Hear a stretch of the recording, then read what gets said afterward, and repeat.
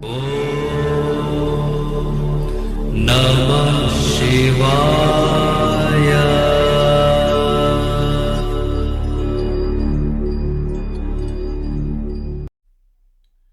ओम नमः शिवाय। मैं हूं एस्ट्रोलॉजर के सिन्हा और मैं अपने इस यूट्यूब चैनल पर आप सभी का हार्दिक स्वागत करता हूं। देखिए, लोकसभा के 543 सीटों के इलेक्शंस जो हैं, इलेक्शन कमीशंस की वेबसाइट पर ऑलरेडी अपडेटेड है। तो छठवां फेज जो है 25 मई को होगा और 25 मई को अगर हम लोग चेक करते हैं तो क्योंकि महीना तो ऑलरेडी वैशाख चलेगा, कृष्ण पक्ष की द्वितीया तिथि रहेगी, चंद्रमा जो रहेंगे वो ज्येष्ठा नक्षत्र और मूल नक्षत्र में गोचर करेंगे।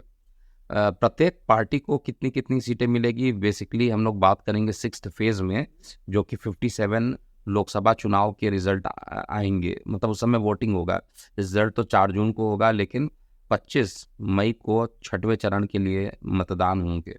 तो क्या कैलकुलेशन कहता है मेरा, और बार बार मैं डिस्क्लेमर दे दूं कि ये जो सीट मैं निकाल रहा हूँ वो इंडिविजुअल प्लेसेस पे जा जाके अलग अलग सीटों की गणना नहीं किया हूँ, वो पॉसिबल नहीं है। मेदिनी के हिसाब से जो आ रहा है उसकी प्रतिशत के हिसाब से मैंने इसको डिवाइड किया हुआ है। तो आइए हम बात करते हैं सिक्स्थ फेज में। देखिए, 8 सीटों पर बिहार में चुनाव होंगे सिक्स्थ फेज में। तो इसमें 6 एनडीए और 2 इंडी गठबंधन को मिलता हुआ दिखाई दे रहा है। 10 सीटों पर हरियाणा में चुनाव होंगे। हरियाणा का जो चुनाव है वो इस बार, पिछले बार जो क्लीन स्वीप हुआ था 10 में 10 एनडीए को, इस बार बहुत ज़्यादा घाटा महसूस होगा। 6 सीटें जो है एनडीए और 4 सीटें इंडी गठबंधन वहाँ पे निकालने में कामयाब रहेंगे। इसके बाद 4 लोकसभा चुनाव झारखंड के लिए होंगे, जिसमें से 3 एनडीए और 1 जो रहेगा वो इंडी गठबंधन के पक्ष में रहने वाला है। इसके बाद उड़ीसा के जो 21 लोकसभा चुनाव है, जिसमें 6 जगह पर और चुनाव होगा। और यहाँ पर मैं इंडी गठबंधन नहीं बोलूँगा, यहाँ पर मेन जो फाइट है वो बीजेडी और बीजेपी के बीच में ही है। तो 4 जो रहेगा वो उड़ीसा के लिए 4 एनडीए और 2 मतलब बीजेपी के पक्ष में रहने वाला है। अगर मैं गलत हूँ तो मुझे कमेंट बॉक्स में लिखकर करेक्ट कीजिएगा। इसके बाद 14 सीटों पर उत्तर प्रदेश में चुनाव होने वाले हैं, जिसमें से 10 एनडीए के पक्ष में और 4 जो है इंडी गठबंधन के पक्ष में आएगा। वेस्ट बंगाल की भी जो सिक्स्थ फेज है उसमें 8 लोकसभा चुनाव होंगे, जिसमें से 4-4 की बराबरी रहेगी वहाँ पे, और 7 लोकसभा दिल्ली की होगी और पूरा का पूरा क्लीन स्वीप होता हुआ लगभग दिख रहा है। 6 सीटें एनडीए और 1 सीटें इंडी गठबंधन को मिलेगी। और टोटल मिलाकर अगर बात किया जाए 57 सीटें, तो 57 सीटों में 38 एनडीए के लिए और बाकी लोगों का, जिसमें से बीजेडी भी हैं, इंडी अलायंस को 19 सीटें मिलते हुए दिखाई दे रही है।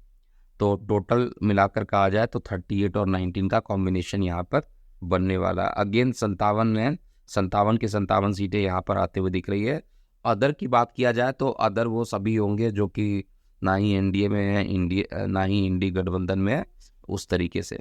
अब एक बार पुनः रिपीट कर देता हूँ, क्योंकि 543 लोकसभा चुनाव होंगे।